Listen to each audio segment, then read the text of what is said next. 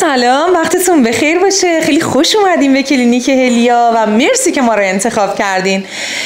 جناب طریقی، آشناییتون با کلینیک ما از چه طریقی بود؟ منم سلام میکنم، از طریق اینستاگرام باهاتون آشنا شدم. خیلی هم عالی. روزی که این روز اولی که فهمیدین موهاتون داره میریزه چه حسی داشتین؟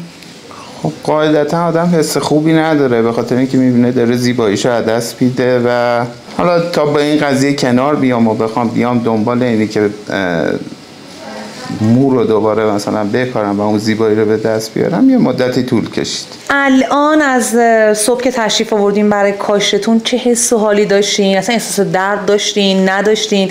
پرسنل ما چطور بودن؟ میشه در موردش با من صحبت کنید؟ پرسنلتون عالی بودن، من که راضیم، مشکلی هم نداشتم. دردم که خب در حد خیلی چیز کمی بود، نه اونجوری نیست که اذیت کننده باشه. بازم مرسی که ما رو انتخاب کردین.